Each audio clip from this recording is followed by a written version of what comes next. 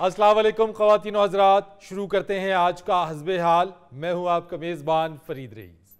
नाज़रीन, एक खबर के मुताबिक ट्रैफिक पुलिस एहलकार को बारातियों की गाड़ी का चालान करना महंगा पड़ गया। ये माजरा है क्या, आइए आपको दिखाते हैं। ओ बेटे, चलान करें, इनका हक है, 100 दफा करें, मगर बदतमीजी नहीं बर्दाश्त होती। 100 दफा क्या करना है? एक दफा किया तो देखे क्या हालत कर दी, मुंह के ऊपर गड़ोमड़ डाल दिया। अब भाई गड़ोमड़, बात ये है चलान करने के वास्ते पूरा शहर पड़ा हुआ, उनका चलान कर लो। ये तो बारात की गाड़ी थी, चलो छोटी मोटी गलती तो बंदा खुशी में वैसे ही माफ कर देता है। सारे हम तो झूम रहे थे बस के अंदर। बिल्कुल जी, खुशी का मौका था, सब खुशियों के साथ जा रहे थे।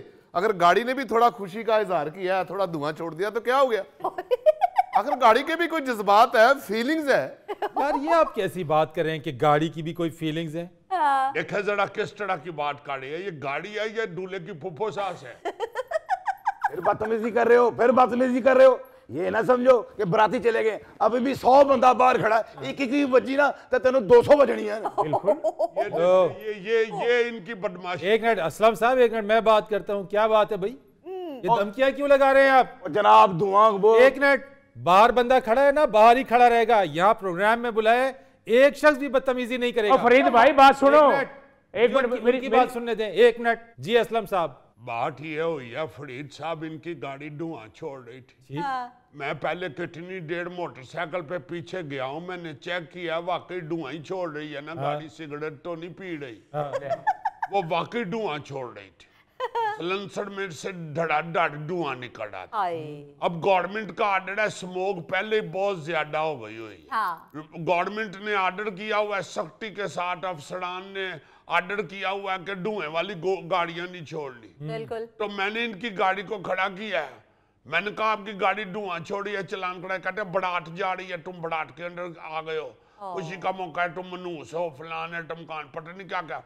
इनके ऑटो ने गालियां भी दी हैं। और भाई देना बनता है। अब तू बरातियों को क्यों तंग कर रहा है? ड्राइवर को पकड़ जो तेरे साथ बैठा हुआ, बस उसकी धुआं उसके गाड़ी का सलंसर छोड़ रहा, पकड़। तू बदतमीजी तो बरातियों के साथ कर रहा। बुजुर्गो आस्ता बोलो।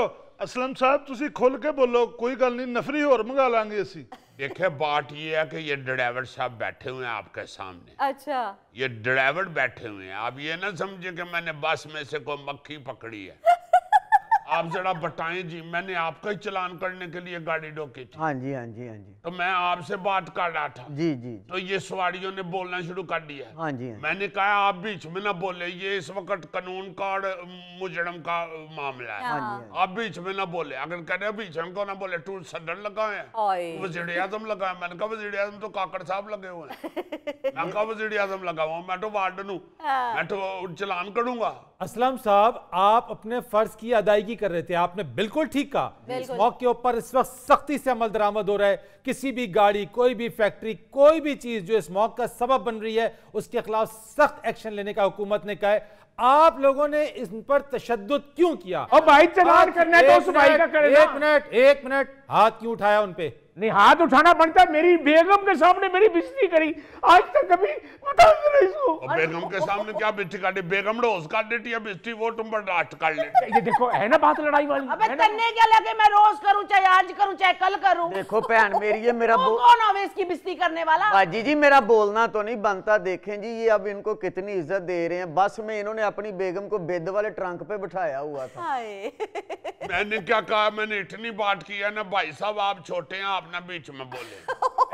गर्मी खा गए, कहते हैं तुमने मुझे छोटा क्यों कहा है? और असलम साहब देखें, गाड़ी आप कह रहे हैं धुआं छोड़ती है, धुआं छोड़ती है, और गाड़ी धुआं नहीं छोड़ेगी तो और क्या 15,000 छोड़ेगी?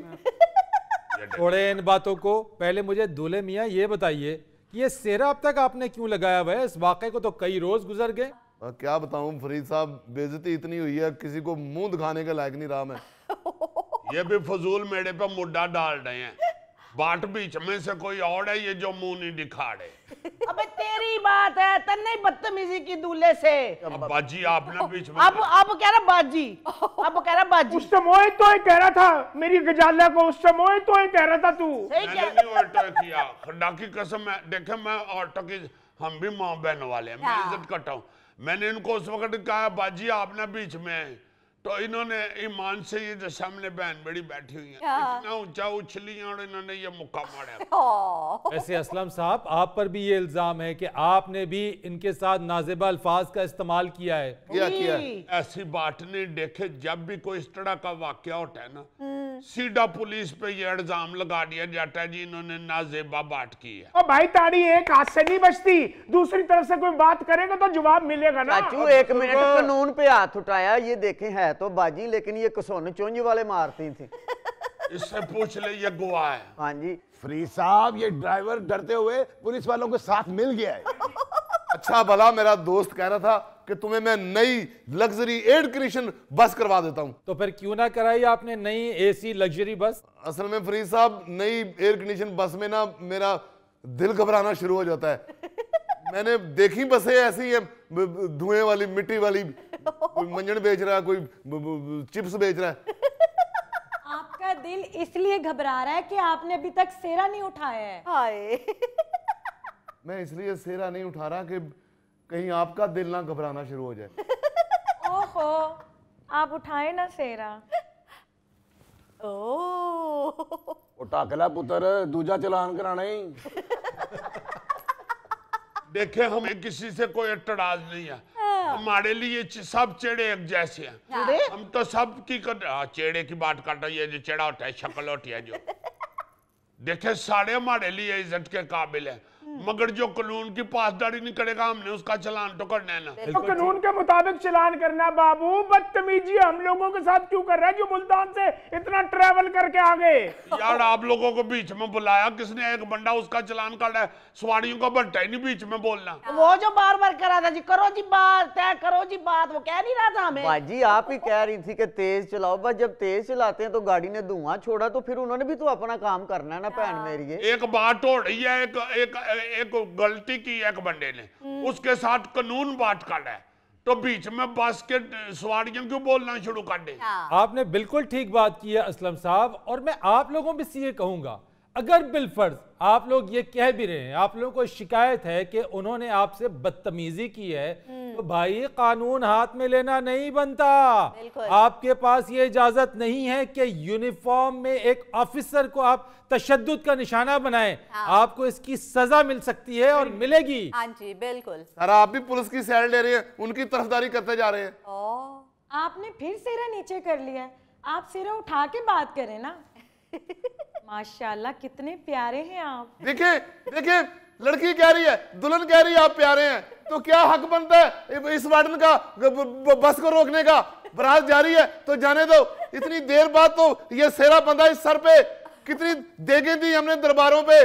42 साल की उम्र में ये मेरे सर पे सेरा बांधा है, इन्होंने रोकी है बारात। यार मुझे अब तुम्हारे घरेलू हालात का तो नहीं ना पता, मुझे तो नहीं पता कि सेड़े के नीचे जो बड़ूद पड़ा हुआ है ये 42 साल पुराना है, मुझे क्या पता है। मैं तो देखो बात कर रहा हूँ कानून की। एक बंदा देख रहा है, कानून का रखवाला देख रहा है कि कानून की खिलाफवर्जी हो रही है, तो उधर क्यों ना वो अपना एक्शन ले।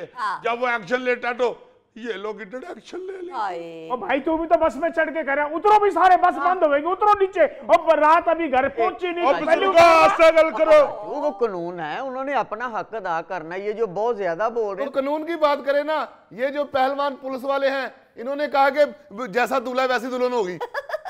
मैं उस टाइम ये कहा सी कि जैसी ਤੁਹਾਡੀ तरबियत है ऐसी गुफ्तगू होएगी। ਤੁਸੀਂ उस टाइम ते गालियां कट रहे सी।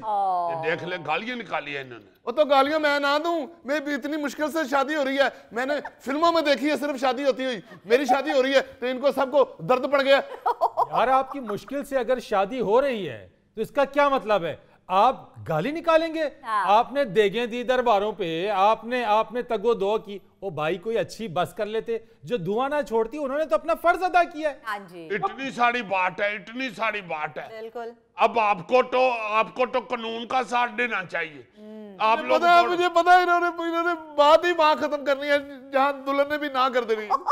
रो के सच्चे ना हो भाई साहब, ਤੁਹਾਡੀ शादी लेट हुई है, ਇਹਦੇ ਚ ਸਾਡਾ ਕੋਈ ਦੋਸ਼ ਨਹੀਂ।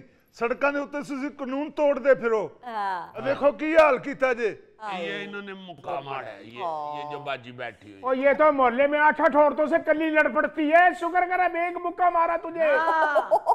अभी दूसरी तरफ पड़ता ना तो मुंह टेढ़ा हो जाना था तेरा। ये देखे जरा, इतनी जोर से इन्होंने मुक्के मारे मेरे मुंह के ऊपर, मेरे सीने के ऊपर, और मार के तो उधर जाके तो आराम से सिगरेट पीना शुरू हो गया। मारना तो मैंने भी था, मेरे बाजू छोटे हैं, हाथ पहुंचा नहीं तेरे मुंह तक। आप अरे मैं मारूंगी तन्ने। ओ भैन जी लड़ो ना, सुलह सफाई दे नाल गल करो। ये जो सुलह सफाई की बात कर रहे हैं, हाँ। ये बस को ले गए थाने और बिद वाला टोकरा बस की छत से उतार लिया और आगे रख के वो टोकरा बिद वाला, तो कह रहे हैं कि हाँ भी सुनाओ जरा, शुरू तो सुनाओ क्यों ऐसी। वो फिर हमने सुनाई सारी स्टोरी, फिर कह रहा दोबारा सुनाओ, अभी टोकरा खत्म नहीं हुआ। रईस साहब 300 बंदे वास्ते असी बिद पाई सी टोकरे च, हुण जाके देखो वो 20 पैकेट रह गए सारे। अब बात को खत्म करे ना जान। जान जान देखें, जान कहा, किसने कहा? कोई है सुना आपने? जान कहा मुझे, आपने क्यों गाड़ी रोकी धुएं वाली? ओ यार इधर आराम से बैठ के बात करो, उधर लोगों की खिड़कियां ना खटखटाओ, अम्मा फरीदा वहां रहती हैं। साहब आप ये देखे जरा, बात को गौर करे जरा। एक दफा वो जान कहते हैं तो इनकी किस तरह जान पे बन जाती, और ये धुएं वाली गाड़ियां सड़कों पे लाके तो लोगों की जानों के पीछे पड़े हुए। जब आप किसी जान पे तड़प जाते हैं तो फिर लोगों की जानों का भी ख्याल करें ना। ये जो बैठे हुए हैं भाई साहब, बात सिर्फ इन्हीं से हुई थी, और देखे अब कितने मीसने बांध के बैठे हुए हैं। उस वक्त इसने भी शरारत की थी। इसने कहा था कि आप खुद बात कर ले पुलिस वालों से, मुझे तो वो नहीं छोड़ रहे। तो फिर सारी बस की सवारियां नीचे उतर आई, और आपको पता है जहां पे पाकिस्तानी चार इकट्ठे हो जाएं वो फिर कब किसी की सुनते हैं। जी आप बिल्कुल ठीक कह रहे हैं, ये हमारा अलमिया है। हम जहां चार लोग इकट्ठे हो जाते हैं वहां हम कानून को पामाल करते हैं, हम उसूलों को पामाल करते हैं, हम समझते हैं कि हम ताकतवर हो गए। अब इस मामले में आप देखिए कि ये सारे लोग थे, इकट्ठे हो गए, खुद को ताकतवर समझा, कानून को हाथ में लिया और एक बावर्दी पुलिस एहलकार को, पुलिस ऑफिसर को तशद्दुद का निशाना बनाया। इधर यार असलम भाई तुम मुझे मार ले यार, मुझे कौन से निशान पड़ने हैं? यही तो बात है, आपको तो निशान नहीं पड़ने, तो कानून के मुंह पे जो निशान पड़ गया, जितनी देर तक निशान खत्म ना हुआ कानून तो ठंडा नहीं ना होगा फिर। वैसे भी अब तो मुकदमा दर्ज हो गया। मामला रफा दफा करवाओ। सोनू मुझे भूख लगी हुई है। सोनू मेरे को भूख लगी है। अरे कोई है, अरे कोई है, अरे मेरी बीवी को भूख लगी है, कोई खाने को है? अरे गाड़ी रोको, अरे भाई गाड़ी रोको, मेरे सोनू को भूख लगी है। नाज़रीन या वक्त वो एक ब्रेक का, हमारे साथ रहिए। प्रोड्यूसर साहब उदों $1 भी बड़ा हुंदा सी, $1 ਦਾ 5 किलो देसी घ्यो आइंदा सी। बिल्कुल ठीक, तेरे देसी घ्यो खादे हुए नजर आ रहे ने।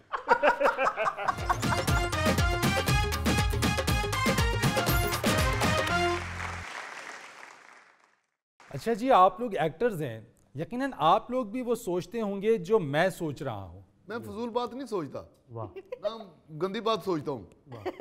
हाँ कोई अच्छी जोक हो तो कर लेता हूँ, वरना मुझे कोई ऐसी भसूड़ी नहीं पई हुई।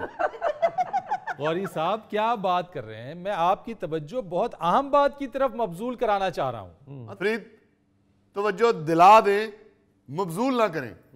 मुझे एक डॉक्टर ने मबजूल मना किया हुआ है, उसी मबजूल से मेरे चेहरे पे दाने निकल आते हैं। क्या फजूल आदमी है यार, सुनेंगे तो मजा आएगा यार आपको। जी सुनाइए। भाई बात ये जो मैं सोच रहा था वो ये कि दुनिया भर के अंदर जो ह्यूमन कैरेक्टर्स होते हैं फिल्म्स के अंदर, उनके मुकाबले में जो एनिमेटेड कैरेक्टर्स हैं उन्होंने क्या पजीराई हासिल की। यानी दुनिया भर में एंटरटेनमेंट की दुनिया में उन्होंने धूम मचा दिया है जो एनिमेटेड कैरेक्टर्स हैं। उससे पहले अगर आप देखें तो ह्यूमन कैरेक्टर्स के अंदर जिनको पजीराई मिली उनमें गॉडफादर, उसके अलावा मिर्जा में चार्ली चैपलिन, फिर आप देख लें एक चिप सीरीज आई थी, बड़ी उसको पजीराई मिली। और फिर $6 मिलियन मैन, कोजक बिल्कुल आपने ठीक कहा गौरी साहब, कोजक। अच्छा इनके साथ साथ इनको तो पजीराई मिली, लेकिन जब एनिमेशन की दुनिया में जो एनिमेटेड कैरेक्टर्स आए, जैसा मैंने आप लोगों को पहले बताया, उन्होंने तो पूरी एंटरटेनमेंट की दुनिया में तूफान बर्पा कर दिया। बिल्कुल क्या पजीराई उनको मिली है। अब आप देखें क्या है ये मिकी माउस, यानी पूरी दुनिया में कोई ऐसा शख्स हो जो मिकी माउस को ना जानता हो। आप लोगों को मालूम है ये मिकी माउस किसकी तख्लीक है? नहीं सर। डिज्नीलैंड जानते हैं? जी जी, डिज्नीलैंड तो अब दुनिया के बड़े बड़े मुल्कों में बनते जा रहे हैं। जी, डिज्नीलैंड के मालिक वॉल्ट डिज्नी, वो हैं मिकी माउस के तख्लीककार।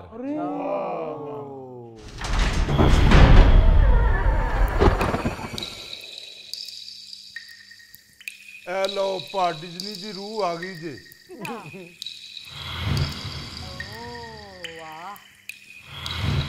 ओ गुड पर्सनैलिटी, इतना मोज़ेज़ आदमी और बनाया क्या मिकी माउस। देखें, यही तो मेरी सक्सेस है कि मेरे बनाए हुए इंतहाई कॉमेडी कैरेक्टर्स मिकी माउस हर संजीदा आदमी भी देखता है। वाह, क्या बात है सर। आप 1901 में शिकागो में पैदा हुए थे, मैंने ये सुना है। ये किधे को सुने आए? तेरा बंदा है जरा अपना काम छाट के थे मेरे जमन दी मशहूरी कर रहा है। सर किताबों में छपा हुआ है, मैंने वहां पढ़ा है सर। यस, शिकागो मेरा प्लेस ऑफ बर्थ है और 1901 में मैं पैदा हुआ था। एक गरीब सा बच्चा था, पढ़ाई में मेरा इतना शौक नहीं लगता था। कोशिश करने के बावजूद मुझे पढ़ाई में इंटरेस्ट नहीं बन रहा था, तो मेहनत करता था, मैं अखबार बेचता था। स्कूल जाते हुए भी रास्ते में अखबार फेंकता था घरों में। थक बहुत जाता था, थकावट इतना हो जाता था कि कई दफा क्लासरूम में स्कूल के बैठा बैठा सो रहा होता था। टीचर पढ़ा रहे होते थे, मैं सुता हुंदा सा। सो मेरा वालिद साहब, फादर मेरा, वो रोजाना $1 कमाता था, यानी $7 पर वीक। ਉਹ ਡਿਜ਼ਨੀ ਸਾਹਿਬ ਉਦੋਂ $1 ਵੀ ਬੜਾ ਹੁੰਦਾ ਸੀ। $1 ਦਾ 5 ਕਿਲੋ ਦੇਸੀ ਘਿਓ ਆ ਜਾਂਦਾ ਸੀ। बिल्कुल ठीक, तेरे देसी घ्यो खाते हुए नजर आ रहे ने। तो मुझे ड्राइंग में बड़ा दिलचस्पी था और इसको प्रोफेशन बनाने का या इससे पैसे कमाने का उस वक्त ज़हन में ख्याल आया जब हमारा नेबर में एक रिटायर्ड डॉक्टर था, उसके घोड़े का मैंने स्केच बनाया मनी लेके। उसने मुझे पे किया, तो मेरे ज़हन में आया तो इससे तो पैसा कमाया जा सकता है। सो मेरा ध्यान उस तरफ लग गया। एक इससे पहले ये जो मिकी माउस है, इससे पहले भी एक कार्टून सीरीज मैंने बनाया, मगर वो इतना पॉपुलर नहीं हुआ। मगर मैं हिम्मत नहीं हारा। आप लगे रहें तो कामयाबी एक ना एक दिन आपके रास्ते में खुद खड़ी मिल जाती है। सो इसके बाद मैं एक स्कूल के अखबार का कार्टूनिस्ट बन गया। फिर मैं Chicago academy of fine arts में कोर्स किया मैंने। तो फिर चल फौज में भर्ती होने भी मैं गया, मगर कम उम्र होने की वजह से भर्ती नहीं हो सका। ये आप हैरान होंगे सुन के कि 1918 में मैं एम्बुलेंस का ड्राइवर बन गया। ओ यस, मैंने अपनी एम्बुलेंस को सजाने के लिए उसके एक साइड पे कार्टून बना दिया। सो बहुत सी ऐसी चीजें हैं जो रास्ते में आती रही और मैं उनको अबूर करता रहा। यू नो, ये मिकी माउस कैसे ज़हन में आया? सर यही तो आपसे जानना चाहिए। एक दफा अपने कमरे में बैठा हुआ था तो एक चूही वो मेरे कमरे के अंदर घुसी। मैं उसको देख रहा हूँ, वो शरारतें कर रही है। तो मैंने उसको एक ब्रेड का थोड़ा सा टुकड़ा डाला। अब वो उसके साथ खेलना शुरू हो गई, उसको खाना शुरू हो गई, वो मेरी फ्रेंडशिप हो गई। वो अब मेरे कमरे में आना शुरू हो गई, उधर आती और उसको मैं देखता रहता, वॉच करता, उसकी शरारतें, उसकी मूवमेंट देखता रहता। वहां से मेरे ज़हन में ख्याल आया कि ये तो एक बड़ा अच्छा करेक्टर है। वाह, ये तो बच्चों को बड़ा पसंद आने वाला करेक्टर है। मैंने उसको फिर एनिमेशन के जरिए अपने मिकी माउस के करेक्टर में डाल लिया। वाह जी वाह, वॉल्ट साहब, चूही ਤੁਹਾਡੇ ਕਮਰੇ ਚ ਆਈ ਤੇ ਤੁਹਾਡੇ ਜ਼ਿਹਨ ਚ ਆਈਡੀਆ ਆ ਗਿਆ। ਵਾਹ, ਇਹ ਚੂਹੀ ਥੈਲੇ ਦੇ ਕਮਰੇ ਚ ਵੜਦੀ ਤੇ ਇਹਨੇ ਤੇ ਪਹਿਲੇ ਕੋਈ ਭਾਰਾ ਬੂਟ ਫੜ ਕੇ ਚੂਹੀ ਮਾਰ ਦੇਣੀ ਸੀ, और ਜਾਂ ਫਿਰ ਇਹਨੇ ਮਾਰਕੀਟ ਜਾ ਕੇ ਚੂਹੇ ਫੜਨ ਵਾਲੀ ਕੜਕੀ ਲਿਆਉਣੀ ਸੀ। ਜਦੋਂ ਤੱਕ ਉਹ ਚੂਹੀ ਫੜ ਕੇ ਇਹਨੇ ਵੱਡੀ ਗਰਾਊਂਡ 'ਚ ਛੱਡ ਕੇ ਨਹੀਂ ਸੀ ਨਾ ਆਉਣੀ, ਇਹਨੂੰ ਉਦੋਂ ਤੱਕ ਚੈਨ ਨਹੀਂ ਸੀ ਆਉਣਾ। ਉਸ ਗਰਾਊਂਡ 'ਚ ਫਿਰ ਵਿਹਲਿਆਂ ਬੱਚਿਆਂ ਨੇ ਉਹ ਚੂਹੀ ਦੇ ਮਗਰ ਭੱਜਣਾ ਸੀ, ਉਹ ਠੱਠਾ ਲੱਗਣਾ ਸੀ ਕਿ ਰਹਿ ਰੱਬ ਦਾ ਨਾਂ। देखो जी डिज्नी भैन, एक चूही ਤੁਹਾਨੂੰ ਕਰੋੜਾਪਤੀ ਕਰ गई है, साडे कमरे च एक चूही बड़े ते ਅਸੀਂ परेशान ਹੁੰਨੇ ਆ कि ਇਹਨੇ ਸਾਡੇ कपड़े ढुक जाने। इस तरह का ख्यालात मेरा ख्याल है तुम जैसा लोगों को देख के लोगों के ज़हन में आता है। सो ये most popular character Mickey mouse इस तरह क्रिएट हुआ। एक आपको बड़ा इंटरेस्टिंग बात बताता है। जी 1929 में मैंने जब ये शुरू किया जी जी तो मिकी माउस को मैंने आवाज भी खुद दी। शुरू में मेरा आवाज थी मिकी माउस की, अच्छा और 47 तक मैंने ये काम किया। वाह, आई मीन कोई 18 साल मिकी माउस का आवाज जो थी वो मेरी खुद की आवाज थी। क्या बात है सर। तो फिर मेरा बिजनेस बहुत फैल गया, मैं और तरफ मसरूफ हो गया, तो मैंने उसका वॉइस ओवर छोड़ दिया।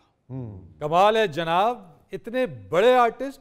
आप लोगों को मालूम है कि सबसे ज्यादा ऑस्कर अवार्ड्स वॉल्ट डिज्नी को मिले हैं। अरे वाह वाह वाह वाह। इनमें 22 इनफरादी ऑस्कर्स इनके नाम, 59 नामजदगियां और 4 एजाजी ऑस्कर अवार्ड्स इन्हें मिले, जिनमें से एक Oscar award Mickey mouse character बनाने पर इन्हें मिला। क्या बात है सर। क्या बात। वाह वाह वाह वाह वाह, एक चूहे ने डिज्नी को कहां से कहां पहुंचा दिया। हाय हाय हाय। ये मेहनत नाल पहुंची मैं चूहे दे उठे बैठ के नहीं आया। वाह जी वाह, इन्ने ऑस्कर सर, ਤੁਸੀਂ ਉਹ ਦੇ ਕੇ ਸਾਰਾ ਪਤੀਸਾ ਲੈ ਸਕਦੇ ਹੋ। यानी ऑस्कर की गल हो रही है, ओदा ज़हन पति से ते फंसया हुआ है। सर आप इनकी बातों को छोड़ें, ये बताइए ये डिज्नीलैंड क्या है, इसका आइडिया कैसे आया आपको? देखो मैं ये सोचता रहता था कि लोग अपने बच्चों को लेकर जाते हैं जब किसी जगह पार्क में, जी किसी ऐसी जगह जहाँ बच्चे खेल सके, हाँ जी तो बच्चे खेलना शुरू हो जाते हैं, मगर पेरेंट्स जो हैं वालिदैन वो बोर होते रहते हैं। जी कोई ऐसी जगह होनी चाहिए जहाँ पे बच्चे का भी दिल लगे जी। और वालिदैन का भी दिल लग जाए। What idea. बच्चों के तफरी के लिए भी हो चीज़ें, वालिदैन के तफरी के लिए भी चीज़ें। वाह। सो इन दोनों के दरमियान मैंने जो आइडिया सोचा, दैट इज डिज्नीलैंड। वाह वाह वाह वाह वाह। ਉਹ ਸਰ ਜੀ ਤੁਸੀਂ ਤੇ ਵਾਲਦੈਨ ਦੀ ਬੋਰੀਅਤ ਦੂਰ ਹੋਣ ਵਾਸਤੇ ਕਰੋੜਾਂ ਰੁਪਇਆ ਖਰਚ ਕਰਦਾ ਨਾ। ਇਹ ਗੋਗਾ ਸਾਡਾ ਬੱਚਿਆਂ ਨੂੰ ਪਾਰਕ ਲੈ ਕੇ ਜਾਂਦਾ, ਟਗਾ ਨਹੀਂ ਖਰਚ ਹੁੰਦਾ ਤੇ ਨਾ ਇਹ ਬੋਰ ਹੁੰਦਾ। ਬੱਚੇ ਉਧਰ ਖੇਡਦੇ ਰਹਿੰਦੇ ਨੇ, ਆਪ ਇਧਰ ਘਾਹ ਚੜਦਾ ਰਹਿੰਦਾ। सर क्या अनोखे आइडियाज हैं आपके। सर इन्होंने बच्चियों के लिए स्नो वाइट, स्लीपिंग ब्यूटी और सिंड्रेला जैसी फेमस कार्टून फिल्म्स भी बनाई। वाह। या जो बामे उरूज पर पहुंची और आज भी बच्चे उन्हें बड़े शौक से देखते हैं। और या वो सारा ठीक है, मगर मैं तादिया कार्टून नहीं बना सकता। नाज़रीन यहाँ पर वक्त हुआ है एक ब्रेक का, हमारे साथ रहिए। पहला जलसा किया जी जी। उसमें माशाल्लाह माशाल्लाह 17-18 लोगों ने शिरकत की। 18 ਬੰਦੇ ਚੋਈ ਸਭ ਜਲਸਾ ਕਰਾਇਆ ਜਾਂ ਕਿਸੇ ਦੀ ਸੁਲ੍ਹਾ ਕਰਾਈ ਜੇ?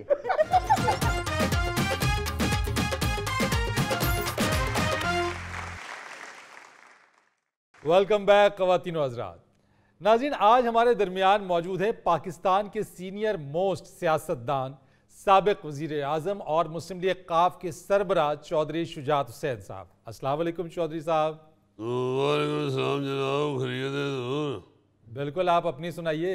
अल्हम्दुलिल्लाह, मैं हस्बे हाल की टीम को सबसे पहले तो ये खुशखबरी सुनाना चाहता हूँ जी कि हमने इलेक्शन मुहिम का आगाज़ कर दिया है। माशाल्लाह जी माशाल्लाह। उस सिलसिले में चौधरी शाफे ने और तारक बशीर चीमा साहब ने मुझे और मैंने उन दोनों को काफली को वोट डालने के लिए कायल किया है।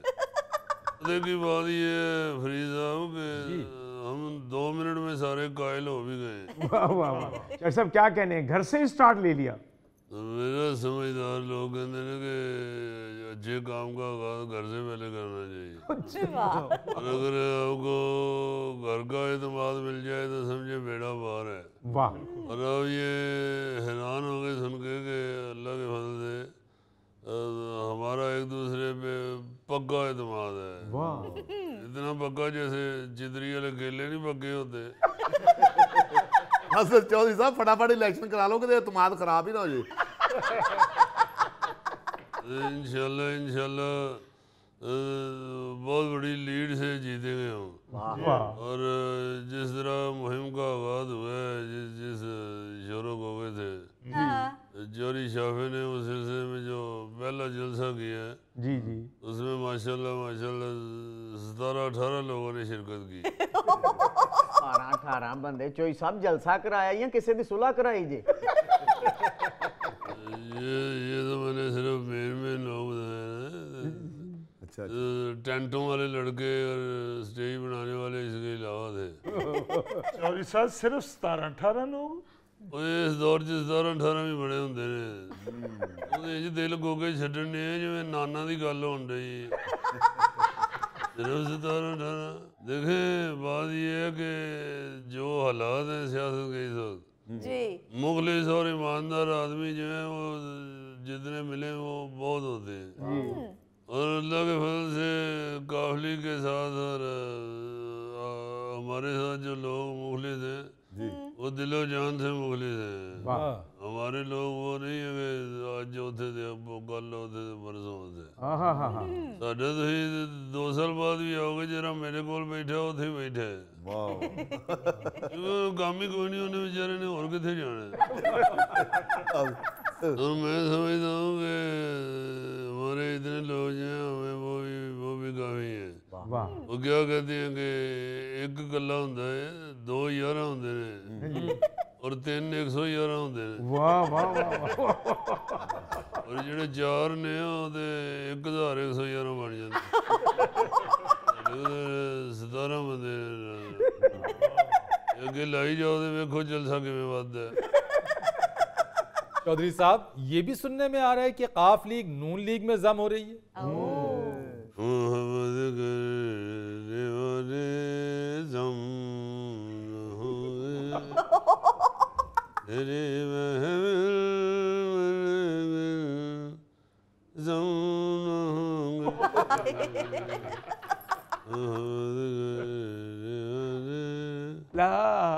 देखिए बात ये है फरीद साहब, ये कोई मेरा नाम चोरी शिराज है, इंतजाम नहीं है मैं जाके दम हो जाऊँ। अल्लाह के फजल से हमारी पार्टी की अपनी शनाख्त है और पाकिस्तान की बहुत बड़ी पार्टी है हमारी। जी बिल्कुल। आप चले जाएं दही इलाकों में, चले जाएं दही इलाकों में तो इधर सिर्फ दही लेने ही जाते हैं ना। अभी आप दही इलाकों में जाएं आपको पता चलेगा उधर काफली अल्लाह के फजल से कितनी पावरफुल है। जी बिल्कुल। तो हमने तो नून लीग को साफ कह दिया जी ਅਸੀਂ ਬਿਲकुल नहीं किसी भी और पार्टी में सामने हो गए। हाँ तुसी होना है सामने साढ़े ही हो जाओ। चौधरी साहब उनको क्या फायदा आपकी पार्टी में जम होने का? सानू की फायदा उन्हें ही दम होंदा। वो अपना दम करन असी अपना दम करने। मैंने तो कोई दम होंदा कहते फरीद साहब मैं साहब ने मुंह से कहना जा दम कर जाके। हम देखे हम अल्लाह के फजल से अपने इंतखाबी निशान ट्रैक्टर के ऊपर हम इंशाल्लाह इलेक्शन लड़ेंगे। बल्कि मैं तो नून लीग वालों को कहूँगा कि वो भी ट्रैक्टर के निशान से इलेक्शन लड़े क्योंकि इस वक्त बड़ी ज़रूरत है ट्रैक्टर की। जी इस कौम हमारा मुल्क जो है ये एक ज़राअती मुल्क है। यहाँ तरक्की सिर्फ ट्रैक्टर से ही हो सकती है। बल्कि मैं तो ये तमाम सियासतदानों से कहूँगा कि ਜਿਹੜਾ ਤੁਸੀਂ ਸ਼ੇਰ ਦੇ ਬੱਲੇ ਦੇ ਤੀਰ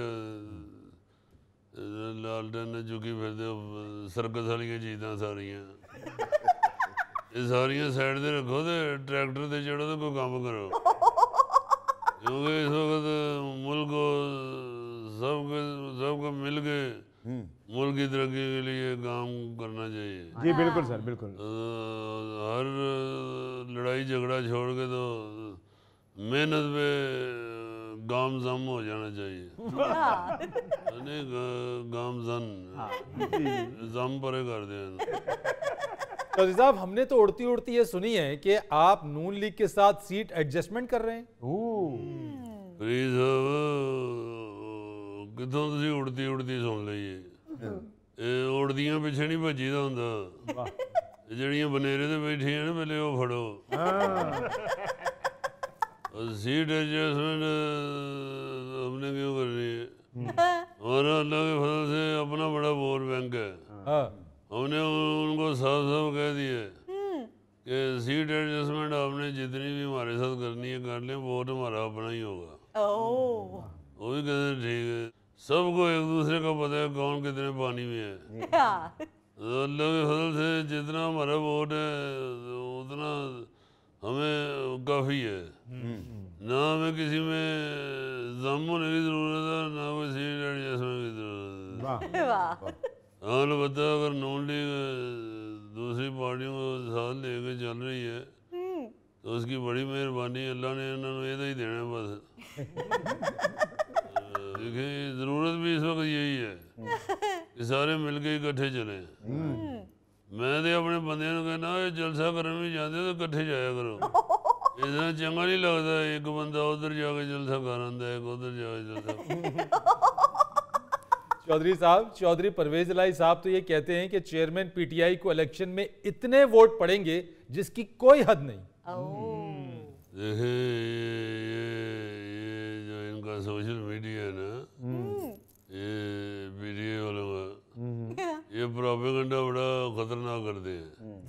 इन्होंने ये फैलाया तो हुआ है कि मैं बहुत वोट बढ़ेगा, हमारा लीडर हमेशा जेल में है, बड़ा वोट बढ़ेगा।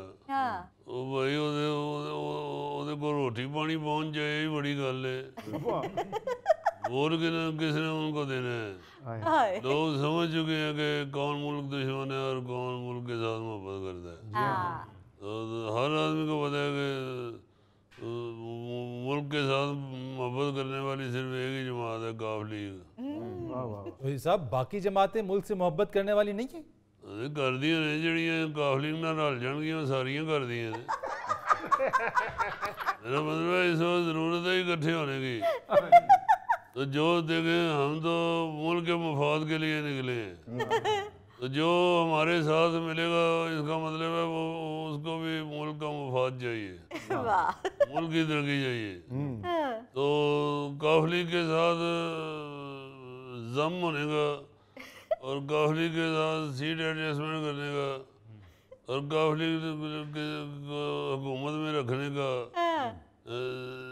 सिर्फ वजह ये है वही करेगा जो मुल्क के साथ मोहब्बत करता है। तो ये साहब आप मिलकर चलने की बात करते हैं या पीपल्स पार्टी और नून लीग एक बार फिर एक दूसरे से दस्तों गिरेबाएं लड़ रहे हैं आपस में एक दूसरे से? बिल्कुल गलत बात है, बिल्कुल नहीं लड़ना चाहिए। ये इस वक्त मुल्क मुतहम्मल नहीं है इन चीज़ों का। इस वक्त ये सारी लड़ाइयाँ झगड़े छोड़ के तो सबको काफ लीग के पीछे लगना चाहिए। चौधरी साहब काफ लीग के पीछे कौन लगे? काफ लीग तो आप किसी के पीछे लगी होंगी। किसी काफ लीग किसी टांगे पीछे लगी हुई है, ये लंगर दी लाइन च लगी देख ली तो अल्लाह के फजल से काफ लीग नहीं कभी भी किसी के पीछे लगी, दूसरे ही काफ लीग के पीछे लगते हैं। हुण तू आई सही गोड़ वाले चौल खान फिर तेन दसा मलाइयां बाबा के खाते रहे चौलों से रेत पा खाने वाला जानवर है। नाज़रीन यहाँ पर वक्त हुआ एक ब्रेक का, हमारे साथ रहिए। जी जी मैंने लड्डू खाया हुआ जहानिया से। तू सिर्फ खान जाने जिथे भी जाना, तेरी वजह तो जहानिया वालियां नूं गुस्सा चढ़े। उन्होंने किधरे वेख लिया कि वो मोटा भी बैठा जी जिहड़ा साडे लड्डू मुका गए।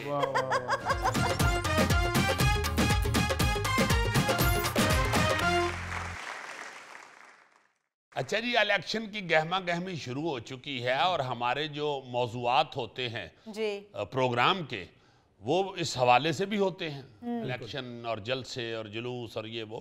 अभी हाल ही में एक प्रोग्राम में हमने डॉक्टर फिरदौस आशक अवान साहिबा का जो रोल किया, मिमिक्री की, जी जी, उसमें हमने जिक्र किया था जहानिया वाले जलसे का।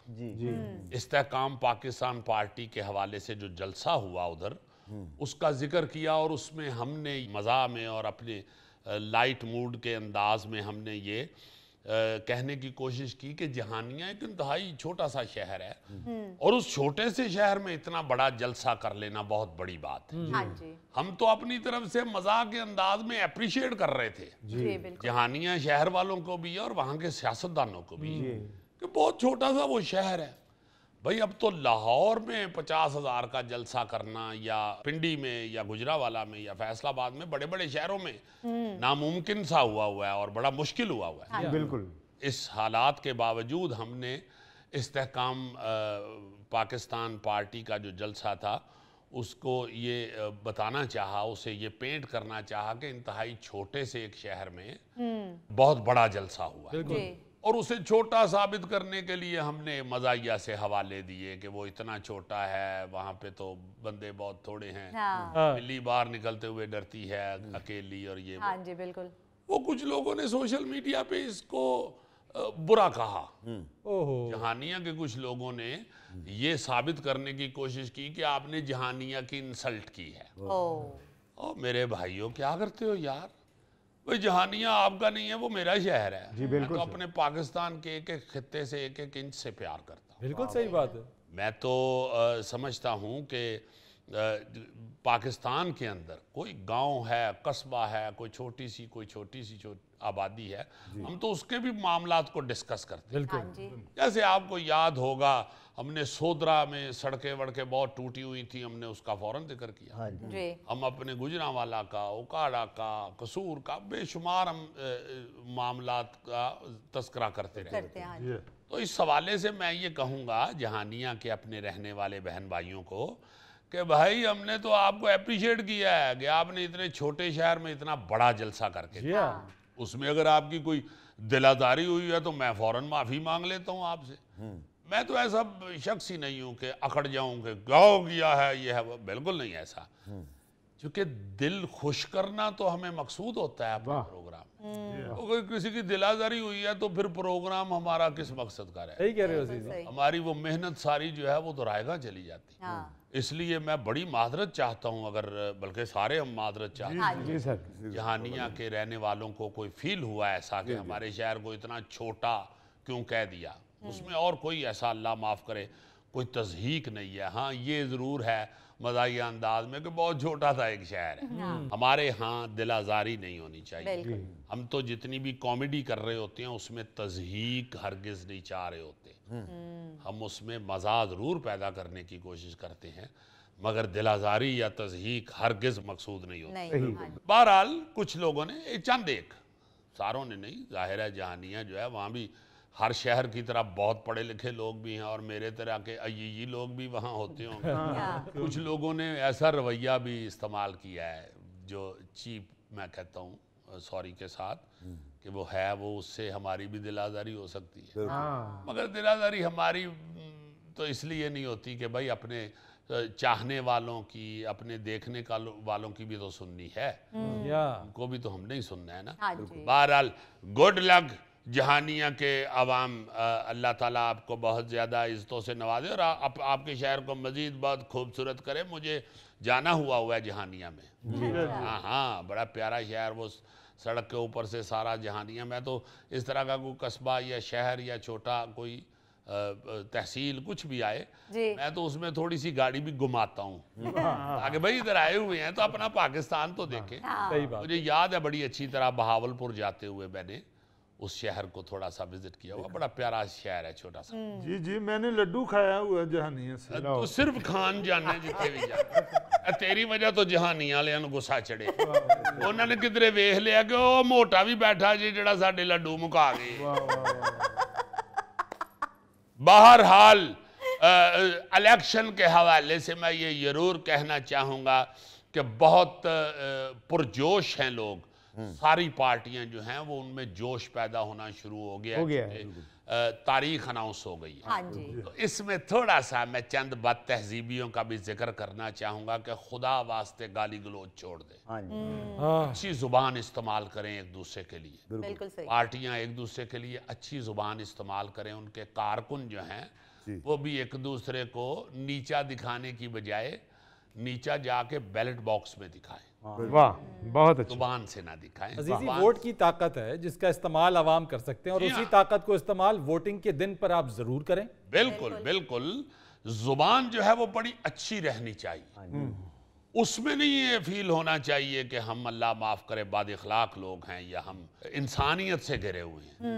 इंसानियत सोच अल्फाज होते हैं, इंसानियत को कुचलने वाले अल्फाज होते हैं। इंसान तो ऐसे नहीं एक दूसरे को कह सकता। माओ बहनों बेटियों की इज्जत करने वाले लोग हैं हम तो। हमारा तो माशरा जो है वो गैरत और इज्जत से भरा हुआ माशरा अल्लाह के फजल से।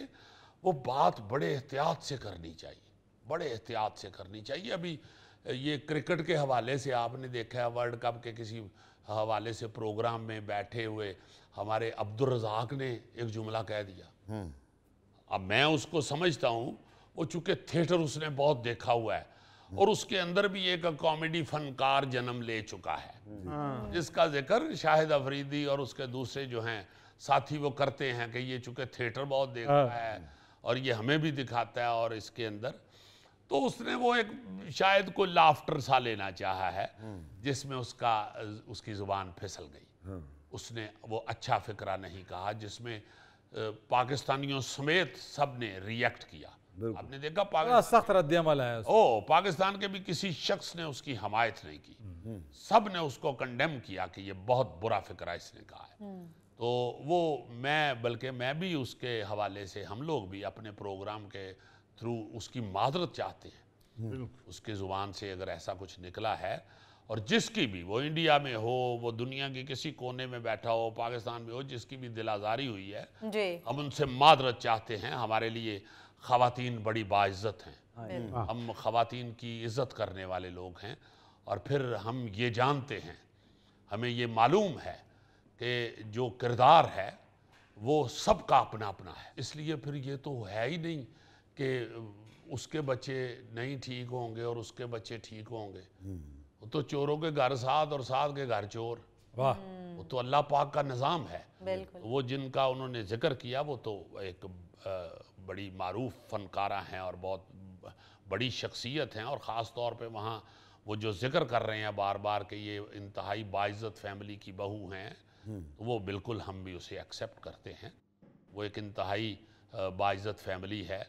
तो बड़ी माजरत वो अब्दुल रज़ाक ने ऐसे ही, उसका खलंडरापन कह ले या उसका बचपन कह ले या उसकी नासमझ कॉमेडी कह ले, बस वो स्लिप ऑफ टंग अजीजी। क्योंकि ये उसकी फील्ड नहीं है ना, ये तो देखा देखी वो एक कॉमेडियन सा बन गया हुआ है, उसकी ये फील्ड नहीं है।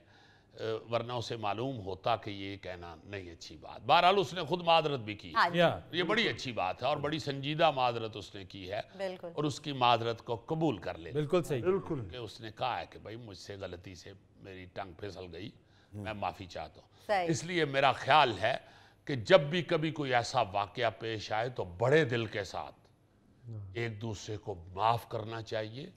माफ करना ही बड़ापन है। जी जी जी, और बड़े दिल के साथ एक दूसरे का जिक्र करना चाहिए। बिल्कुल सही। छोटा दिल और छोटी जुबान और छोटा इखलाक लेके एक दूसरे को डिस्कस नहीं करना चाहिए। बिल्कुल बिल्कुल सही कह रहे हो। नाज़रीन, ये था आज का हस्बे हाल। जाने से पहले एक खूबसूरत बात, जिंदगी वाकई बहुत आसान है, लेकिन हम इसे पेचीदा बनाने पर इसरार करते हैं। अपने मेज़बान फरीद रईस को इजाज़त दीजिए। कल आपसे फिर मुलाकात करेंगे इंशाअल्लाह। तब तक के लिए अल्लाह हाफ़िज़।